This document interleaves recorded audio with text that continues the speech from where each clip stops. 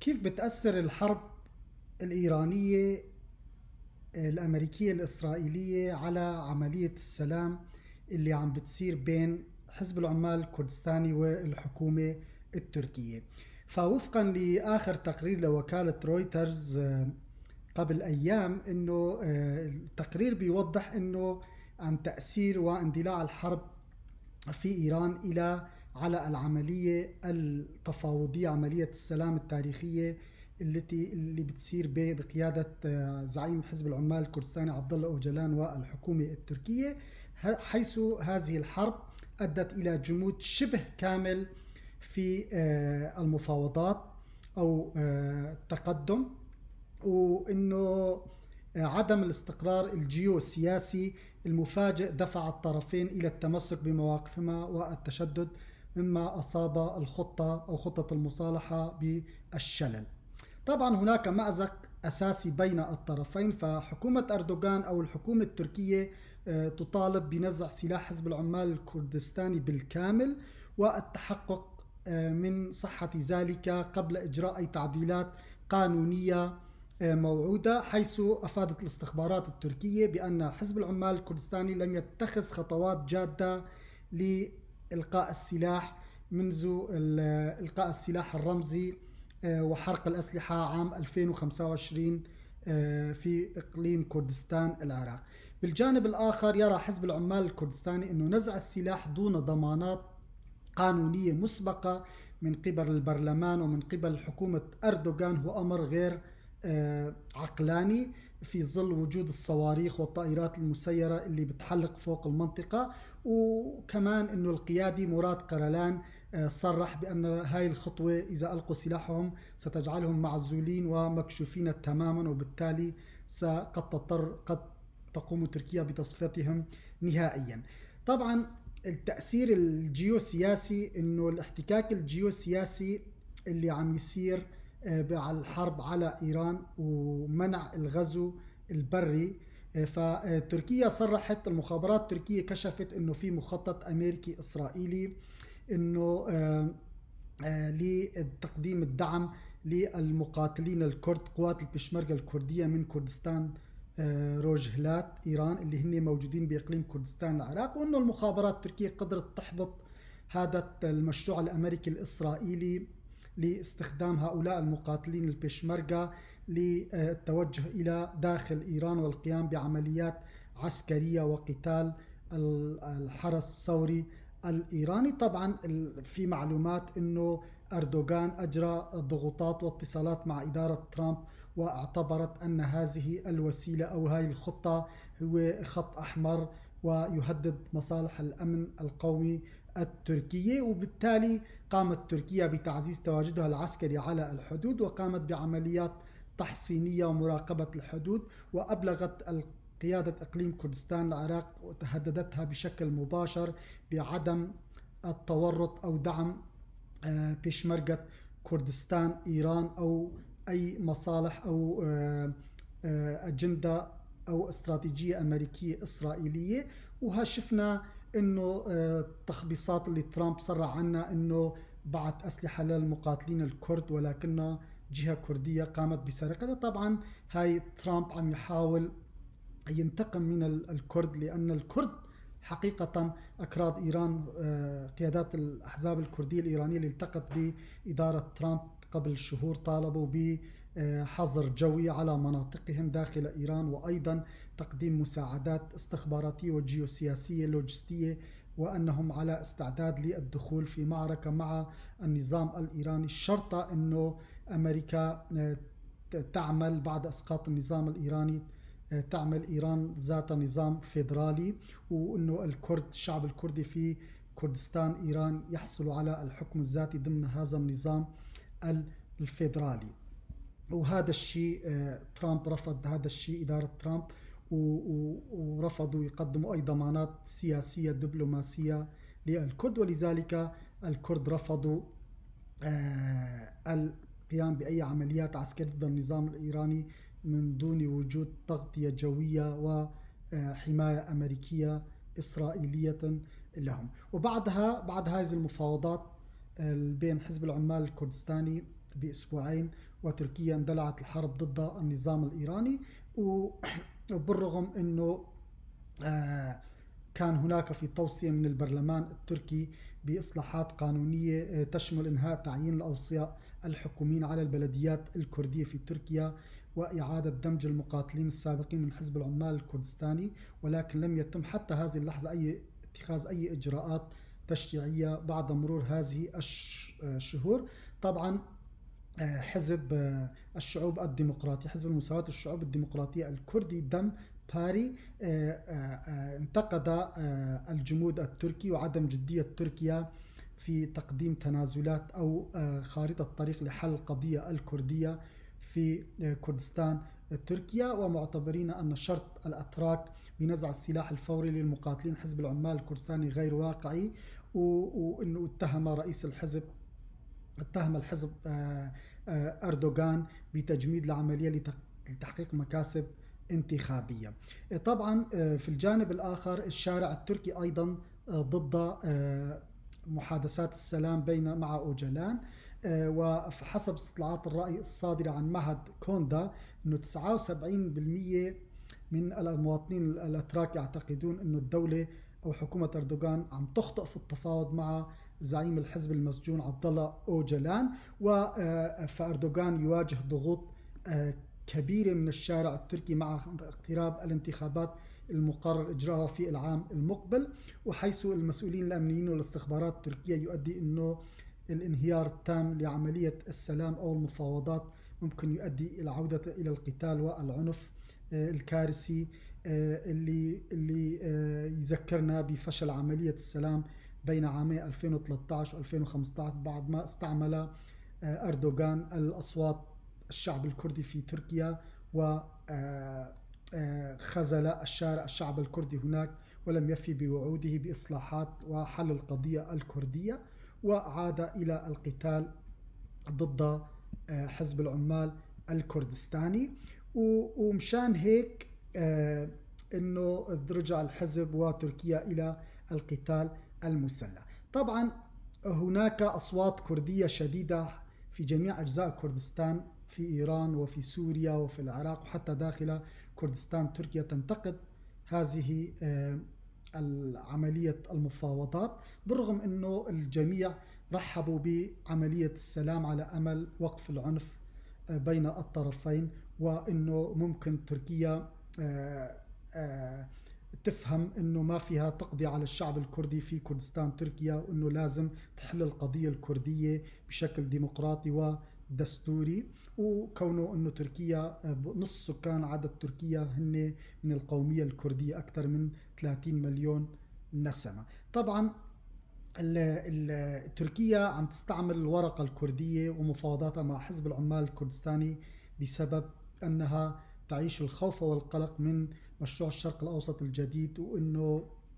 قد يقوم الغرب بقيادة الولايات المتحدة الأمريكية وإسرائيل بإحداث تغييرات في داخل تركيا وحل القضية الكردية هناك لإعادة تركيا إلى عجلة الديمقراطية بعد سيطرة الإسلاميين والإخوان المسلمين بزعامة أردوغان على الحكم، وبالتالي عدم وجود دولة أو نظام ديمقراطي في تركيا. وأيضا تركيا تدرك أنه غالبا أنه سينهار النظام الإيراني قريبا، وخاصة أن المفاوضات بين بين إيران وإدارة ترامب تفشل، لأن ما زال النظام الإيراني يتمسك بعنجهية بالمفاعل النووي وتخصيب اليورانيوم والصواريخ البالستية والتدخل في شؤون المنطقة، وبالتالي اضطرت تركيا أن تلجأ إلى استخدام حزب العمال الكردستاني وخاصة زعيمه أوجلان لإغلاق هذه الفجوة أمام أي تغييرات داخل تركيا من قبل الولايات المتحدة الأمريكية وإسرائيل. وهذا يذكرنا أنه العثمانيين وأتاتورك استخدموا الكرد عبر التاريخ لحماية مصالحهم وأمنهم القومي، وتركيا أنه تلجأ للحفاظ على وحدة الدولة والأمن القومي ومواجهة الطموحات القومية والسياسية للشعب الكردي في كردستان تركيا. فنتذكر في العهد العثماني ومعركة جالديران 1514 حيث تحالف السلطان العثماني سليم الأول مع الأمراء الكرد لمواجهة الصفويين، وبعد ما خلصت مصلحتهم يعني تنكر العثمانيون بمنح حكم ذاتي للإمارات الكردية وتنصلوا منها، وأقاموا سياسة مركزية شديدة وقضوا على غالبية الإمارات الكردية المستقلة منذ فجر الثورات الكردية المبكرة. وبعد الحرب العالمية الأولى وحرب الاستقلال التركية 1919-1923 وجدنا أنه كمال أتاتورك استخدم الكرد وكذب على الكرد وعلى الأقليات داخل تركيا في حرب الاستقلال ضد الحلفاء تحت ذريعة الأخوة الإسلامية والمصير المشترك بين الشعبين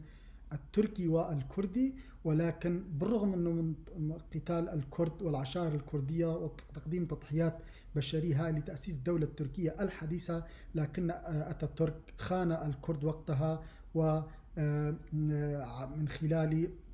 اتفاقية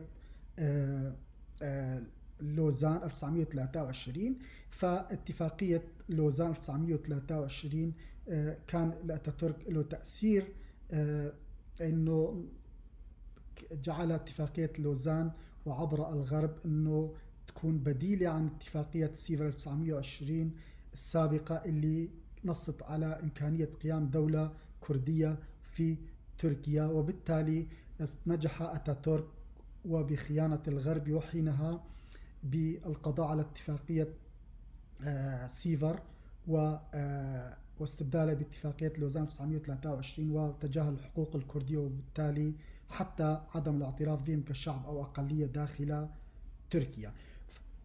ففي فترة الجمهورية التركية دخلت البلاد تركيا بمرحلة سياسة الإنكار 1924، وحيث حظر أتاتورك اللغة الكردية والأزياء الكردية والأسماء الكردية والقضاء على أي حقوق أو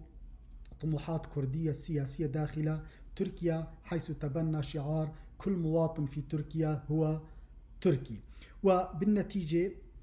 وجدنا أنه هذا أدى إلى اندلاع ثورات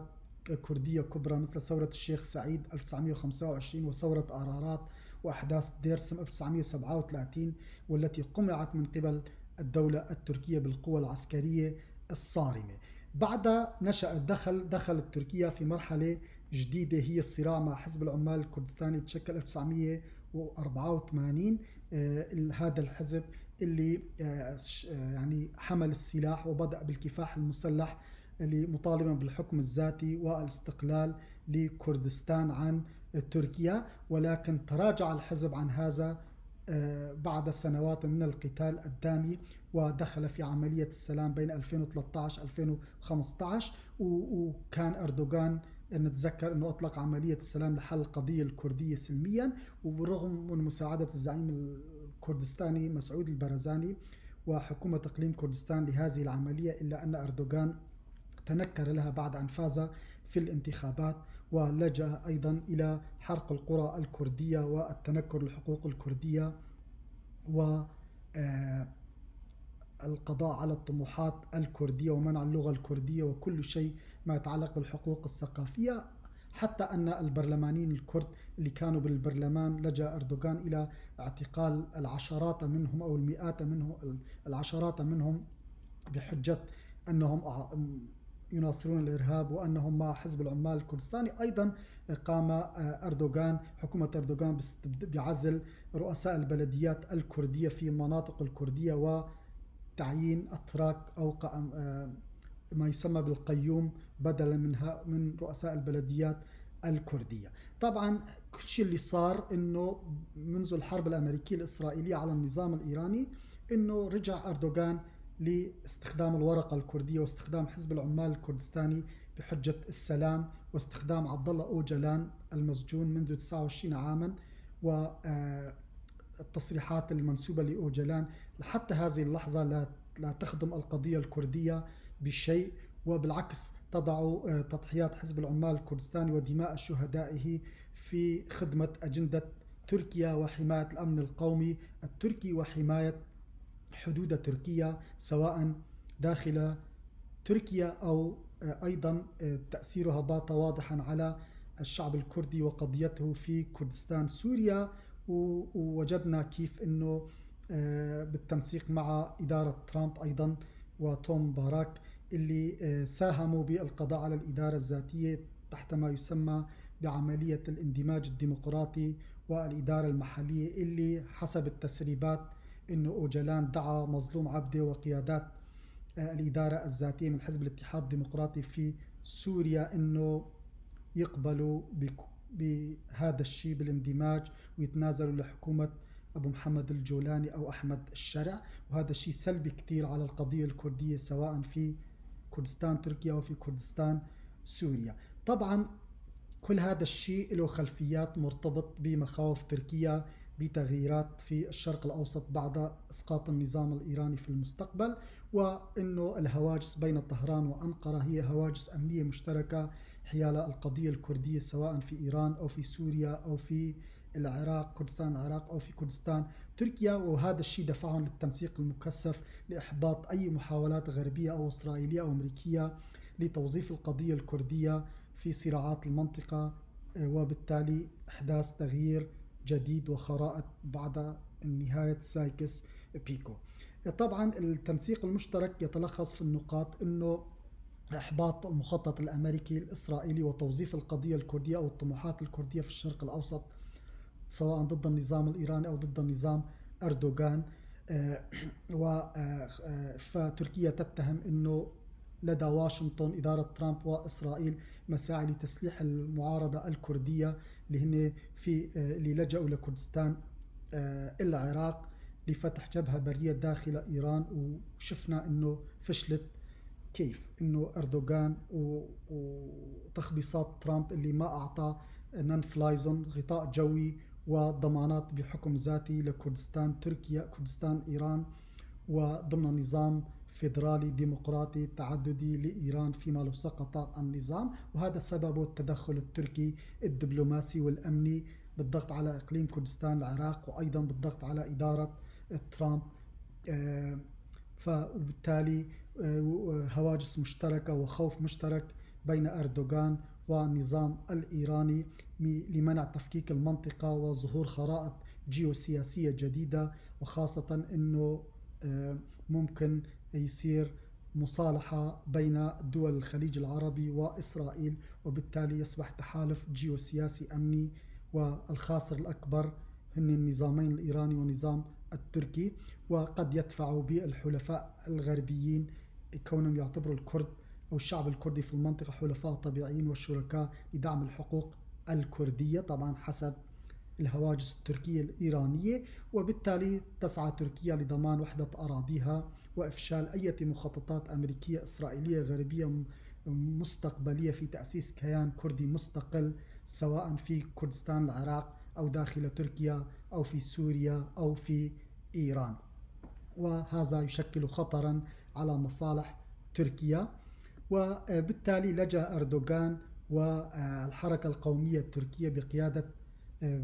بهجلي لعملية احتواء حزب العمال الكردستاني وأزرعه لإجهاض هذا المخطط الأمريكي الإسرائيلي المفترض. بالرغم أنه نحن نعرف أنه أمريكا وإسرائيل تخلت عن الكرد وعن قسد في سوريا، وأيضا كانت ضد الاستقلال أو الريفرندوم الاستفتاء الكردستاني في كردستان العراق عام 2017 وقتها كان ترامب رئيس. ولكن نحن بنعرف أنه دائما تركيا بمجرد فكرة إذا كان هناك فكرة لمصلحة أي كردي في الشرق الأوسط ستقف ضده. وبالتالي قامت تركيا عم تحاول تركيا احتواء حزب العمال الكردستاني وأيضا بتهديد فرعه حزب الحياة الحرة الكردستاني باجاك في إيران وتهديدهما من تقديم أي خدمات أو تسهيلات أمنية لإدارة ترامب أو لإسرائيل في حربهما ضد النظام الإيراني. وهددت تركيا بعمليات عسكرية ساحقة شبيهة بما حصل ضد قسد في السيناريو السوري. وبالتالي ربطت تركيا مسار عملية السلام الداخلي بالتطورات الحرب الدائرة مع إيران، النظام الإيراني، وبالتالي ألقت ظلالها على محاولات نزع سلاح حزب العمال الكردستاني داخل تركيا. فالطرفين الإيراني والتركي يخشيان من استغلال الفوضى الإقليمية لإعادة إشعال الصراع المسلح مرة أخرى لحزب العمال الكردستاني. فممكن أمريكا وإسرائيل أنه تلجأ إلى مفاوضات مع حزب العمال الكردستاني لوقف عملية السلام مع نظام أردوغان مع تركيا، وخاصة ممكن أنه يصير هذا الشيء لتغييرات جيوسياسية أمنية داخل إيران والمنطقة. بالخلاصة أنه تركيا وإيران تستخدمان القضية الكردية وعملية المفاوضات مع حزب العمال الكردستاني كورقة هجومية ضد مخططات أمريكا وإسرائيل، ولكن طبعا هذا على أرض الواقع ما في نستخدموها، ولكن هن بيستخدموها لإفشال المخططات الأمريكية الإسرائيلية المفترضة أنه ممكن تكون لصالح القضية الكردية في الشرق الأوسط فيما تم تغيير النظام في إيران. ولكن إيران ونظام أردوغان يعملان بأقصى طاقتهما لنزع هذه الورقة من البيت الأبيض والكنيسة الإسرائيلي، ومنع زعزعة استقرار النظام في طهران أو تهديد الأمن القومي التركي. وبالتالي العلاقة بين طهران وأنقرة مبنية على قاعدة إضعاف الطرف الكردي لقطع الطريق أمام أي مخططات خارجية غربية أمريكية قد تساهم في أنه يعملوا تحالف جديد شبيه بالتحالف الولايات المتحدة الأمريكية والتحالف الدولي في الحرب على داعش مع قسد ومع البيشمركة في إقليم كردستان. وهون وجدنا أنه حاليا في انتقادات كبيرة لحزب العمال الكردستاني ولزعيمه عبد الله أوجلان أنه هذا ما هو سلام متكافئ، لأنه ما بيصير هذا السلام عملية التفاوض ضمن غطاء دولي من الأمم المتحدة أو من قبل واشنطن أو الاتحاد الأوروبي، وإنه ليش ما أوجلان بيطلع لايف يعني بشكل مباشر يشارك بعملية المفاوضات وبإشراف دولي. وهون إنه صار في اتهامات كبيرة لأوجلان ولحزب العمال الكردستاني إنه عم يتخلوا عن القضية الكردية وعن الدولة القومية الكردية، خاصة إنه أوجلان سابقا تخلى عن هدف الحزب تحرير وتوحيد كردستان والحكم الذاتي للشعب الكردي، وأيضا تخلى عن طموح الشعب الكردي في دولة قومية كردستانية. وهذا وضع الحزب في موقف محرج وقيادات الحزب، وعم يتهربوا من موضوع الحقوق القومية للشعب الكردي في الشرق الأوسط بحجة الاندماج والعملية الديمقراطية وإنه أخوة الشعوب. طبعا تركيا عم تستخدم هذا الشيء أخوة الشعوب باسم الأخوة الإسلامية، إنه دين واحد لتصفية القضية الكردية وتحقيق مصالحها باستخدام أوجلان وقيادات حزب العمال الكردستاني اللي ما زالت بكل أسف إنه تنفذ رغبات أوجلان رغم كل هذه السنوات الطويلة في السجن، وبالتالي التضحية بكل دماء شهداء